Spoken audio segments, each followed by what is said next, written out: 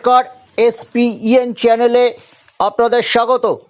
গতকাল প্রেস ক্লাবে সাংবাদিক সম্মেলন করে কলকাতা লিগের বেটিং চক্রের ব্যাপারে যে চাঞ্চল্যকর অভিযোগ তথ্য দিয়ে তুলে ধরেছিলেন পদত্যাগী ভাইস প্রেসিডেন্ট সৌরভ পাল, বর্তমান ভাইস প্রেসিডেন্ট স্বরূপ বিশ্বাস, প্রাক্তন 2 এজিএস নজরুল ইসলাম মুন্না, রবীন ঘোষরা এবং সেই সঙ্গে বর্ষীয়ান কর্তা শঙ্কর দাস।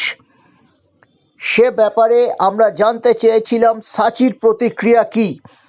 এত বড় একটা অভিযোগ সাচি কর্তৃপক্ষের তরফে তমাল ঘোষালের সাথে আমরা যোগাযোগ করেছিলাম, যিনি এই মুহূর্তে আলোচনার কেন্দ্রবিন্দুতে।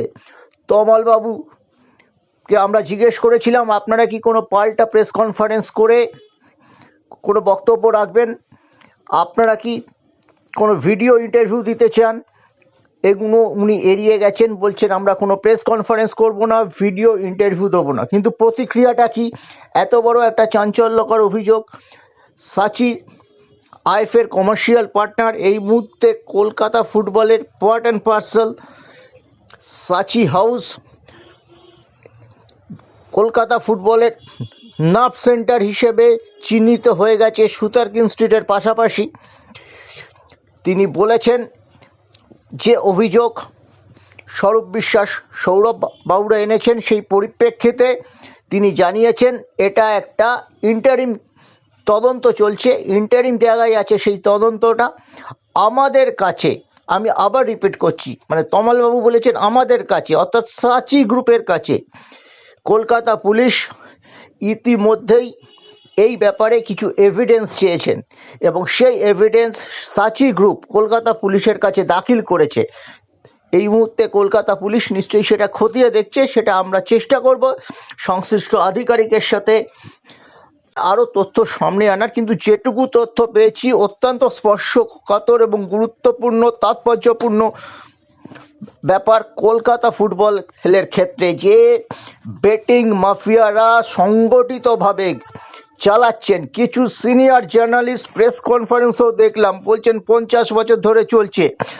আমি জানি না, তিনি 4 দশক ধরে আমার মতোই এই মিডিয়াতে আছেন এবং ঘাসের সাথে তার যোগ। তিনি কি করে এটা বললেন? গট আপ নিশ্চয়ই আছে, ছিল, আছে, থাকবে ময়দানে। কিন্তু এই বেটিং চক্র, সংগঠিত বেটিং চক্র 2023-এর সৃষ্টি, 2018-তেও নয়। সুরজ মণ্ডলকে অভিযুক্ত হয়েছিলেন, সেটা বিচ্ছিন্ন ঘটনা ছিল, সেখানে হয়তো একটা অঙ্কুর দমন হয়েছিল, কিন্তু সেটা গাছপালা ডালপালা মেরেছে, মাঝে কিন্তু ছিল না, সেই ডালপালাগুলো শুকিয়ে গিয়েছিল। 23 সালে সেই ডালপালাগুলো 23 সাল থেকে ডানা মেলতে করেছেন এবং 23 সালে আইএফএতে কে সচিব হয়েছিলেন আপনারা জানেন।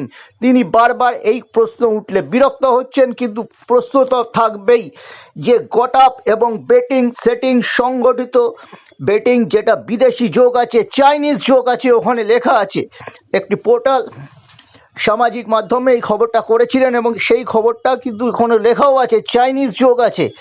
আপনারা বুঝতে পারছেন, সেখানে এই যে কলকাতা লিগের নির্মূল করতে কলকাতা পুলিশ কিন্তু চেষ্টা করছে তাদের মতে। এই তদন্তে কি গতি আসবে? সৌরভবাবু এবং সৌরভবাবুরা যে প্রকাশ্যে ব্যাপারটা এনেছেন, সেটাই এখন দেখার।